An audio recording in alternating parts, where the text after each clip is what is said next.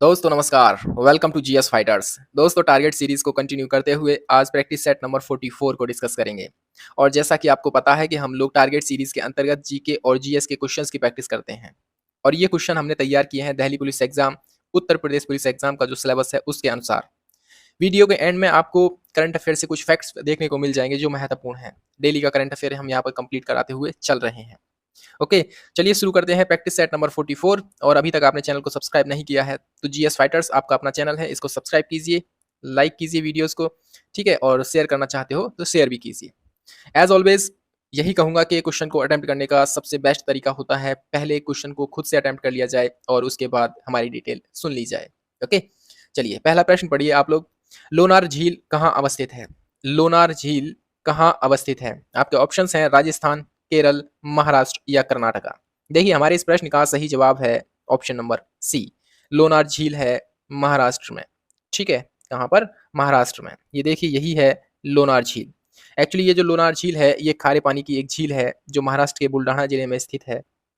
महाराष्ट्र के बुल्ढाना जिले में स्थित है और साइंटिस्ट का ये मानना है कि इस झील का निर्माण जो है उल्कापिंड के टकराने से हुआ है। जिस तरह का इसका आकार है यहाँ पर लगता है कभी कोई उल्कापिंड पृथ्वी से टकराया था और यहाँ पर एक बहुत बड़ा खड्डा बन गया था। लेकिन कुछ साइंटिस्टों का ये मानना है कि ये खारे पानी जो झील है यह दर्शाती है कि यहाँ पर कभी समुद्र हुआ करता था। ठीक है, ध्यान रखना लोनार झील महाराष्ट्र में अवस्थित है और ये खारे पानी की झील है। सबसे बड़ी झील जो है चिल्का झील है, ये भी खारे पानी की है, पूरे भारत की सबसे बड़ी झील है।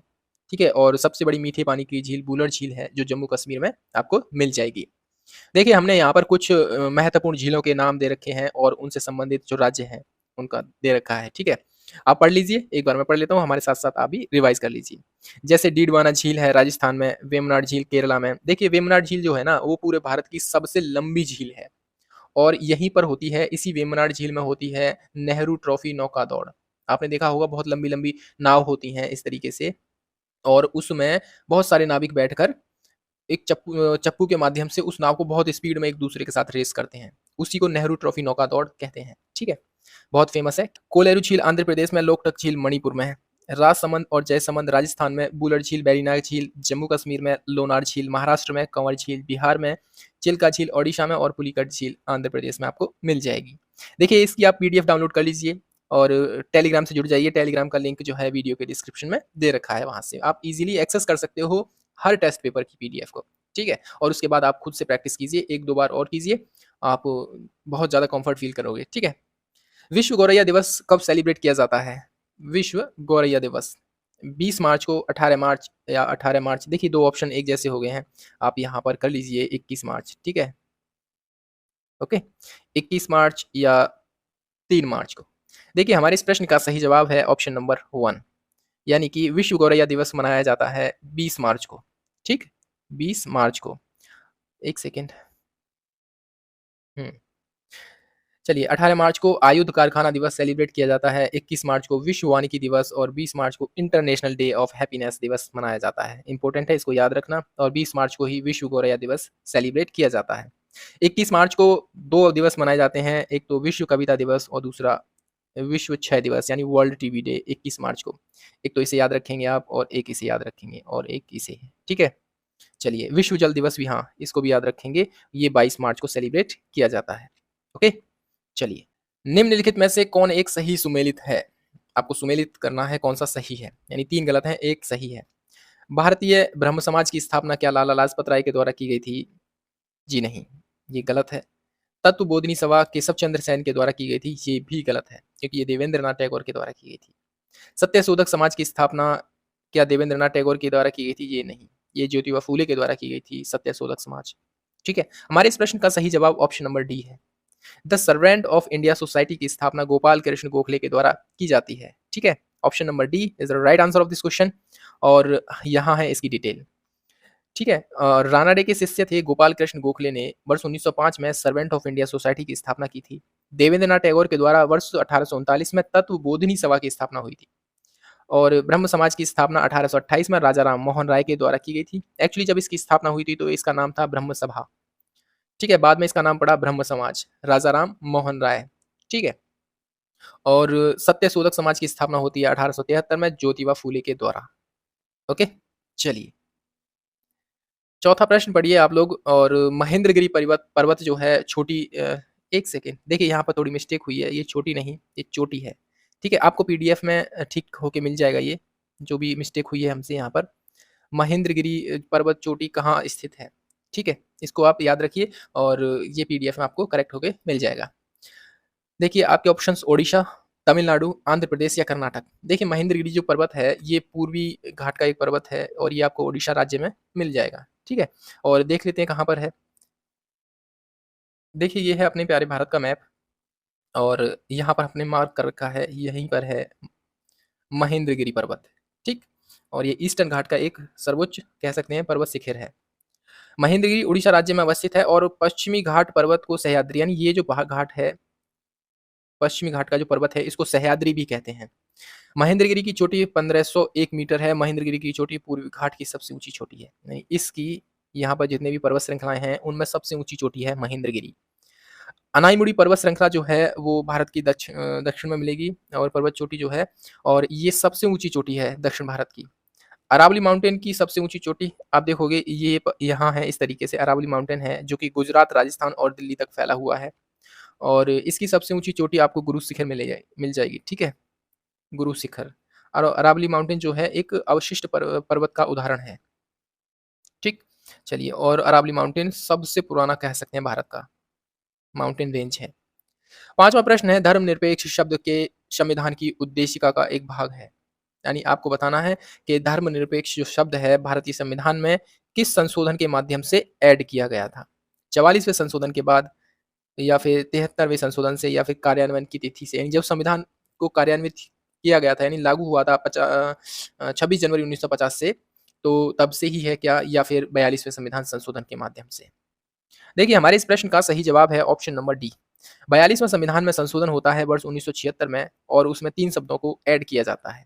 और वो 3 शब्द कौन-कौन से थे? आप देखोगे, एक तो धर्मनिरपेक्षता था, एक समाजवाद था और एक अखंडता शब्द था। वर्ष 1976 में इनको ऐड किया जाता है। ठीक है? प्रस्तावना संविधान में देखिए आप देखोगे 13 दिसंबर को वर्ष 1946 में संविधान सभा के समक्ष पंडित जवाहरलाल नेहरू ने प्रस्तुत किया था। देखिए मैं आपको बता दूँ कि 9 दिसंबर 1946 को संविधान सभा की बैठक होती है।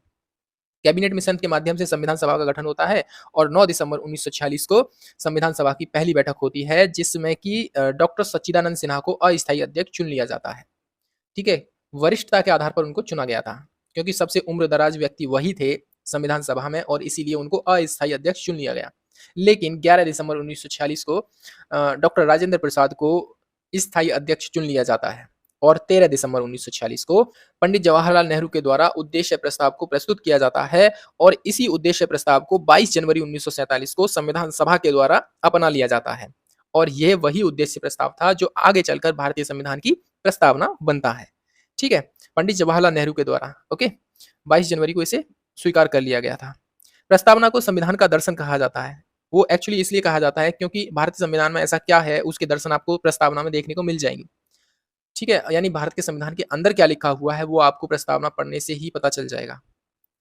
73वें संविधान संशोधन के माध्यम से पंचायती राज को 11वीं अनुसूची जोड़ा गया था। यानी 73वां संविधान संशोधन होता है वर्ष 1992 में और पंचायती राज से संबंधित प्रोविजन किए जाते हैं, यानी पंचायत को एक संवैधानिक दर्जा मिल जाता है और 11वीं अनुसूची ऐड की जाती है। एक और संविधान में संशोधन होता है 74वां 1992 में ही। ठीक है, 1992 में ही ये संशोधन होता है और इसमें 12वीं अनुसूची को ऐड कर लिया जाता है। इसमें नगर पालिकाओं से संबंधित उसके प्राधिकार, कर्तव्य, शक्तियों के बारे में उल्लेख मिलता है 12वीं अनुसूची में। ठीक है, चलिए अब आप मुझे कमेंट सेक्शन में लिखकर बताइए कि राज्यसभा में सीटों का आवंटन किस प्रकार से होना है, यह किस अनुसूची में दिया गया है। ओके, 6वां प्रश्न पढ़िए, निम्न में से किस युद्ध में शेरशाह सूरी से हुमायूं को पराजित होना पड़ा था। शेरशाह सूरी से हुमायूं को पराजित होना पड़ा। आपके ऑप्शंस हैं खानवा का युद्ध, चौसा का युद्ध, पानीपत की पहली लड़ाई या फिर सरहिंद का युद्ध। देखिए मैं आपको एक स्टोरी बताता हूँ, उससे क्या होगा कि आपको अच्छे से दिमाग में एक स्टोरी दिमाग में छप जाएगी तो अच्छे से याद रख पाओगे। 1526 में बाबर आता है जो है भारत में। ठीक है, 1526 में बाबर भारत आया और उसने प्रथम लड़ाई लड़ी, पानीपत की प्रथम लड़ाई, और इसमें जो है इब्राहिम खान लोदी को पराजित किया इसने। आपको पता होगा कि 1526 तक लोदी वंश का भारत में शासन रहा। 1526 की पानीपत की प्रथम लड़ाई में बाबर ने लोदी को पराजित किया। 1527 में फिर से होता है खानवा का युद्ध, बाबर फिर से विजित हुआ। ठीक है, 1528 में फिर होता है चंदेरी का युद्ध और 1529 में होता है घाघरा का युद्ध। ठीक है, लेकिन बाबर इतना दुर्भाग्यशाली था कि उसने सत्ता स्थापित तो कर दी, बट वो सत्ता का ज्यादा समय तक जो है मजा नहीं ले पाया और 1530 में हो जाती है बाबर की मृत्यु। बाबर की मृत्यु के बाद उसका पुत्र हुमायूं शासक बनता है, लेकिन अगले 9 वर्षों तक वो शासन में सत्ता ऐसे ही चलाता है, ज्यादा कुछ खास स्थापित नहीं कर पाया था। बट 1539 में होता है चौसा का युद्ध। चौसा के युद्ध में हुमायूं पराजित होता है शेरशाह सूरी से। यानी हमारे इस प्रश्न का सही जवाब ऑप्शन नंबर बी है। चौसा का युद्ध 1539 में होता है और इस युद्ध में बाबर का जो पुत्र था हुमायूं, उसको पराजित किया था शेरशाह सूरी ने।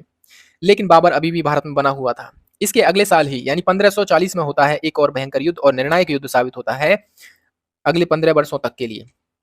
1540 में आपको पता होगा कन्नौज का युद्ध होता है, जिसको बिलग्राम का युद्ध भी कहते हैं। इस युद्ध में शेरशाह सूरी ने हुमायूं को फिर से पराजित किया और इस बार इस तरह से पराजित किया कि अगले 15 वर्षों तक भारत में झांका भी नहीं हुमायूं।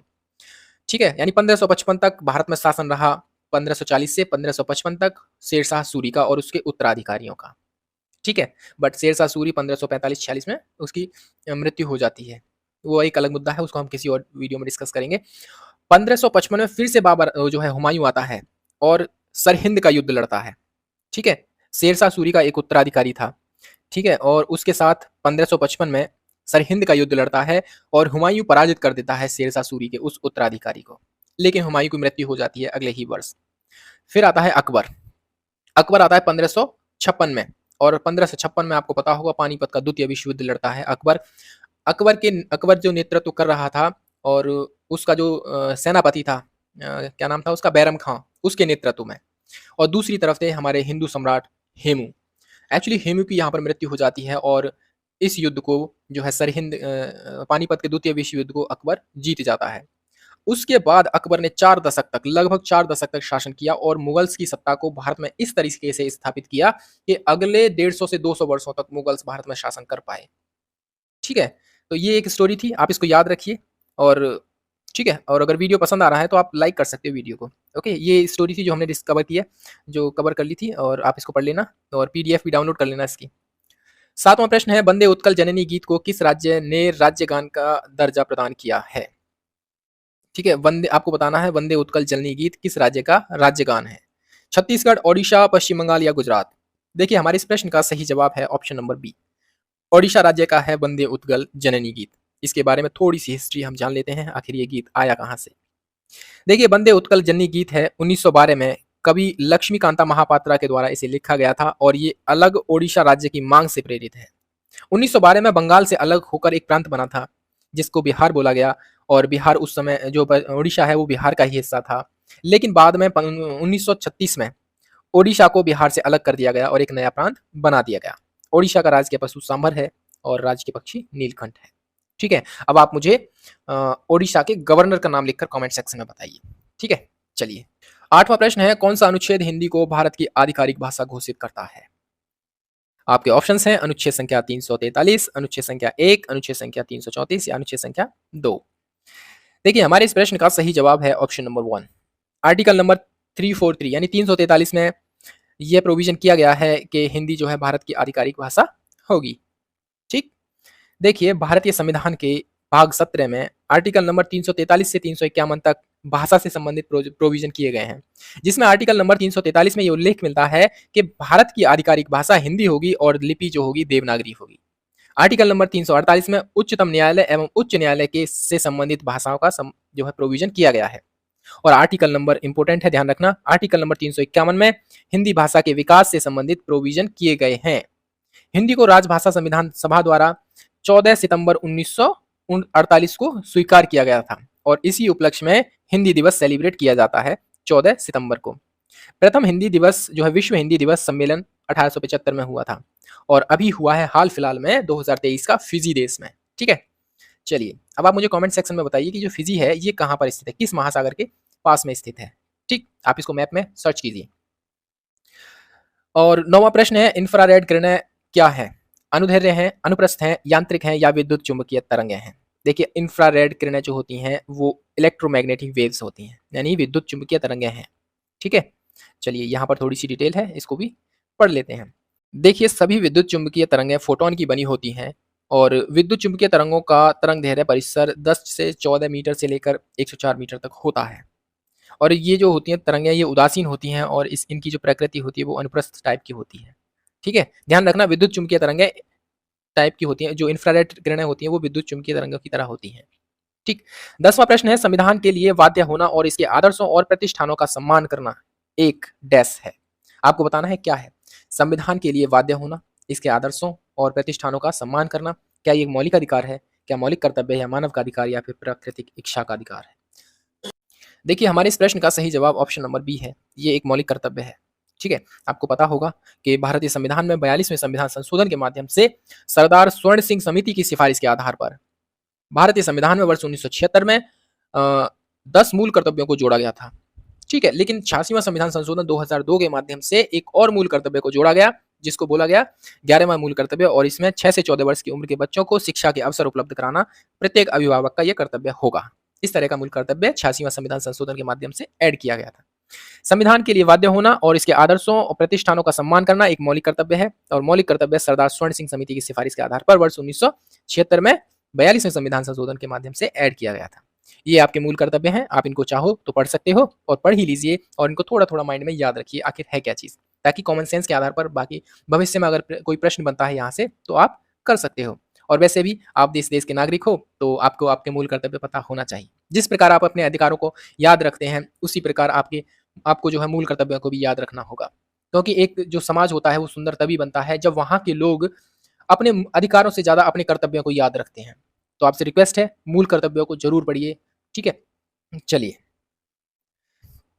देखिए, 11वां प्रश्न है, मनुष्य शरीर की प्रत्येक कोशिका में केंद्रक होता है केवल निम्न को छोड़कर, यानी इनमें से क्या छोड़ दिया जाए जिसकी कोशिका में केंद्रक नहीं होता। आपके ऑप्शंस, यकृत कोशिका, वृक्क कोशिका, लाल रक्त कणिका या फिर मस्तिष्क की कोशिका। देखिए, हमारे इस प्रश्न का सही जवाब है आरबीसी, रेड ब्लड सेल जो होता है उसमें कोशिका, उसकी कोशिका में केंद्रक नहीं होता।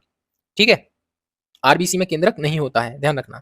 लाल रक्त कणिकाओं को इरिथ्रोसाइट भी कहते हैं, और सभी स्तनधारियों यानी ऊंट को छोड़कर आरबीसी के केंद्रक में माइटोकॉन्ड्रिया और अंतरय प्रद्रव्य जालिका का अभाव होता है। डब्ल्यूबीसी हमारी अनेक बीमारियों से रक्षा करता है, यानी व्हाइट ब्लड सेल्स जो होते हैं वो हमारी जो है अनेक बीमारियों से रक्षा करते हैं। 12वां प्रश्न है, नाटो के वर्तमान महासचिव कौन है। आपको पता होगा, ये बहुत न्यूज में रहा है इस साल 2023 में, 2022 और 23 में बहुत न्यूज में रहा है नाटो। ठीक है, और नॉर्वे, स्वीडन, फिनलैंड, हाँ जी हाँ, देखिए फिनलैंड जो है अंतिम देश बना है, अभी लेटेस्ट कंट्री बना है जिसने नाटो को ज्वाइन किया है। कौन सा? फिनलैंड। ठीक है, और नाटो के वर्तमान में महासचिव हैं, आपको मिलेंगे एंडर्स फो रासमुसेन। ठीक, ये डेनमार्क के प्राइम मिनिस्टर भी हैं। डेनमार्क के प्राइम मिनिस्टर जो है एंडर्स को रासमुसेन नाटो के वर्तमान महासचिव हैं। नाटो का मतलब होता है नॉर्थ अटलांटिक ट्रीटी ऑर्गेनाइजेशन। ये उत्तरी अमेरिका और यूरोप के देशों का एक सैन्य संगठन है, जिसकी स्थापना वर्ष 1949 में यूएसएसआर का जो एक पैक्ट था जिसको वार्सा पैक्ट बोलते हैं, उसके खिलाफ हुई थी। एक्चुअली जब भारत आज़ाद हुआ था तो पूरी दुनिया दो खेमों में बट रही थी। एक खेमा था जो यूएसएसआर को सपोर्ट करता है, यानी रसिया, आज का जो रसिया उसको सपोर्ट करता है, और दूसरा खेमा था जो आज का प्रेजेंट का जो है यूएसए उसको सपोर्ट करता है। यूएसए के अलाई जो कंट्री थे उन्होंने नाटो एक संगठन बनाया, नॉर्थ अटलांटिक ट्रीटी ऑर्गेनाइजेशन, और यूएसएसआर के जो अलाई कंट्री थे उन्होंने वार्सा बनाया था, वार्सा पैक्ट, लेकिन वो ज़्यादा कामयाब नहीं रहा। नाटो अच्छी मजबूती के साथ आज भी खड़ा है। नाटो में जो कंट्रीज शामिल हैं उनके बीच एक शर्त रहती है, अगर कोई देश नाटो के किसी भी सदस्य पर हमला करता है तो नाटो के सभी सदस्य मिलकर उस देश पर हमला करेंगे, रिप्लाई करेंगे। ठीक है, तो इसीलिए नाटो से डरता है थोड़ा रसिया। ओके, और पूरी दुनिया दो खेमों में बट रही थी और भारत अपना नॉन अलाइंड मूवमेंट चला रहा था, यानी ना तो हम यूएसएसआर के साथ हैं और ना ही हम जो है यूएसए के साथ हैं। ठीक है, नाटो का उद्देश्य राजनीतिक और सैन्य माध्यमों से अपने सदस्यों की स्वतंत्रता और सुरक्षा की गारंटी देता है। ठीक, चलिए 13वां प्रश्न है, 8 डिग्री चैनल जो है निम्नलिखित में से किसको पृथक करता है। आपके ऑप्शंस, भारत श्रीलंका, लक्षद्वीप और मालदीव, अंडमान को निकोबार से, या फिर इंदिरा पॉइंट को इंडोनेशिया से। देखिए, हमारे इस प्रश्न का सही जवाब ऑप्शन नंबर बी है। मालदीव को और लक्षद्वीप को अलग करता है 8 डिग्री चैनल। ठीक, यहाँ पर कुछ चैनल्स दे रखे हैं और उनको जोड़ने या अलग करने वाले जो स्थल हैं उनका नाम है। जैसे 8 डिग्री चैनल जो है लक्षद्वीप को मालदीव से अलग करता है। 6 डिग्री सुमात्रा को निकोबार से अलग करता है। मिनिकॉय और लक्षद्वीप को अलग करने वाला चैनल 9 डिग्री है। अंडमान को कार निकोबार से अलग करने वाला 10 डिग्री चैनल है। ठीक है, याद रखिए, इनको महत्वपूर्ण है। अच्छा, आप मुझे कमेंट सेक्शन में लिखकर बताइए, 2 प्रश्न पूछता हूँ मैं आपसे, अगर आपको पता है तो बताइए और नहीं पता है तो सर्च कीजिए। देखिए, मैं आपसे प्रश्न इसलिए पूछता हूँ कि ताकि आप लोग सर्च कर सकें, क्योंकि आप जितना खुद से सर्च करोगे, आपकी जो नॉलेज है उसमें वृद्धि होगी उतनी ही। ठीक है, अभी आप मुझे ये बताइए कि साउथ कोरिया और नॉर्थ कोरिया के बीच में कितने डिग्री लाइन है? ठीक है, और यूएसए और कनाडा के बीच में कौन सी डिग्री लाइन है? चलिए इसका आंसर मैं बताता हूँ। देखिए 49 डिग्री जो लाइन है यूएसए और कनाडा के बीच में है। ठीक है, अब आप मुझे कमेंट सेक्शन में बताइए साउथ कोरिया और नॉर्थ कोरिया के बीच में, मैप में जाकर देखिए और मैं आपको ऑप्शन देता हूँ 37 डिग्री, 38 डिग्री, 39 डिग्री या 40 डिग्री। इनमें से आपके ऑप्शन हैं ये 4, इनमें से कोई एक है जो कि नॉर्थ कोरिया और साउथ कोरिया के मध्य ये लाइन है। ठीक है, चलिए 14वां प्रश्न है, भारत में शेयर बाजार की कार्यप्रणाली का विनियमन निम्नलिखित में से कौन करता है? आपको पता होगा जो सेबी है वही करता है भारत में शेयर बाजार की कार्यप्रणाली का विनियमन। ठीक है, सेबी मतलब security exchange board of India. इसका मुख्यालय आपको मिलेगा मुंबई में। ठीक है, और 12 अप्रैल 1988 को इसकी स्थापना होती है और 1992 को इसको एक संवैधानिक मान्यता मिल जाती है। प्रेजेंट में इसकी अध्यक्ष हैं माधवीपुरी बुच। ये जो अध्यक्ष हैं माधवीपुरी बुच, ये जो है सेबी की प्रथम महिला अध्यक्ष भी हैं। ठीक है, ध्यान रखना, माधवीपुरी बुच प्रेजेंट में सेबी की अध्यक्ष हैं। सेबी का प्रमुख उद्देश्य भारतीय स्टॉक निवेशकों के हितों को उत्तम संरक्षण प्रदान करना और प्रतिभूति बाजार के विकास विनियमन को प्रवर्तित करना। ठीक है, चलिए 15वां प्रश्न है, ग्रेमी पुरस्कार किस क्षेत्र में दिया जाता है? ग्रेमी पुरस्कार क्या साहित्य के क्षेत्र में, संगीत के क्षेत्र में, विज्ञान या आविष्कार या खोज के क्षेत्र में? देखिए, हमारे इस प्रश्न का सही जवाब है ऑप्शन नंबर बी, संगीत के क्षेत्र में दिया जाता है ग्रेमी अवार्ड।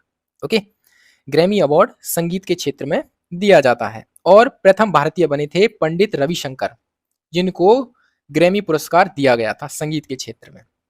और प्रथम ग्रैमी अवार्ड जो है वर्ष 1959 में दिया गया था और 2023 में लॉस एंजलिस में ग्रैमी अवार्ड्स का आयोजन हुआ है, जिसमें कि भारत के रिकी केज को तीसरी बार यह पुरस्कार मिला है और सबसे ज्यादा बार जो है बियोंसे ने जीता है 32 बार यह अवार्ड। ठीक है, चलिए ध्यान रखना, भारत के रिकी केज हैं जिनको 2023 में ग्रैमी अवार्ड मिला है तीसरी बार। अब आते हैं हम अपने करंट अफेयर्स के फैक्ट्स पर। देखिए, हमने यहाँ पर एक या दो स्लाइड में करंट अफेयर्स फैक्ट रखते हैं आपके सामने। देखिए, 43वें आसियान शिखर सम्मेलन का जो आयोजन है इंडोनेशिया की राजधानी जकार्ता में हुआ है। सबल योजना जो कि दिव्यांगों के लिए है, हिमाचल प्रदेश ने शुरू की है। अमित एस तेलंग को गुयाना के भारतीय उच्चायुक्त नियुक्त किया गया है। काठमांडू कलिंग साहित्य महोत्सव उत्तर प्रदेश में सेलिब्रेट किया गया। अंतरराष्ट्रीय एरोस्पेस सम्मेलन मध्य प्रदेश में सेलिब्रेट किया गया है 2023 में। ओडिशा के कालाजीरा और रायगढ़ सॉल को मिला है जीआई टैग। ध्यान रखना, कालाजीरा और रायगढ़ सॉल। ओडिशा ने शुरू की है मुख्यमंत्री मेधावी छात्र प्रोत्साहन योजना। महिंद्रा ग्रुप करेगा आईसीसी पुरुष क्रिकेट विश्व कप 2023 को प्रायोजित। ठीक, ध्यान रखना, ये इंपोर्टेंट, बहुत ज्यादा इंपोर्टेंट है और ये डेली का करंट अफेयर्स है। ठीक है, विश्व की सबसे ऊंची नटराज की प्रतिमा नई दिल्ली में स्थापित। भारतीय सेना ने शुरू किया प्रोजेक्ट नमन और इस प्रोजेक्ट नमन के द्वारा सेना के जो पूर्व सैनिक हैं उनके परिजनों के लिए सुविधा और शिकायत निवारण केंद्र स्थापित किए जाएंगे। यूजीसी के द्वारा मालवीय मिशन शुरू किया गया है और ये शिक्षकों के प्रशिक्षण की गुणवत्ता में सुधार करना और शिक्षकों के नेतृत्व कौशल का निर्माण करना और राष्ट्रीय शिक्षा नीति 2020 के लक्ष्यों को साकार करने में मदद करना। आपको पता होगा कि नेशनल एजुकेशन पॉलिसी जो है 2020 ये तीसरी बार आई है। पहली आई थी 1968 में, दूसरी 1986 में। ठीक है, और तीसरी 2020 में। नेस्कॉम के नए चेयरमैन बने हैं राजेश नाम्बियार। ठीक है, तो ये था हमारा करंट अफेयर 2 स्लाइड्स के अंतर्गत। अगर वीडियो पसंद आया है, आपको लगता है वीडियो है अच्छा है, कंटेंट में दम है, तो आप वीडियो को लाइक जरूर कर सकते हैं और चैनल को अभी तक सब्सक्राइब नहीं किया है तो कर लीजिए। आपका अपना चैनल है जीएस फाइटर्स और प्रत्येक टेस्ट की पीडीएफ जरूर डाउनलोड कीजिए। डाउनलोड करने के बाद आप उसको प्रैक्टिस जरूर कीजिए। 1 या 2 बार प्रैक्टिस करोगे तो जो भी हम पढ़ा रहे हैं, जो भी समझा रहे हैं, आपके दिमाग में कंठस्थ रहेगा। ठीक है, तो चलिए फिलहाल इस वीडियो में इतना ही। अपना और अपनों का ख्याल रखिए। जय हिंद, जय भारत।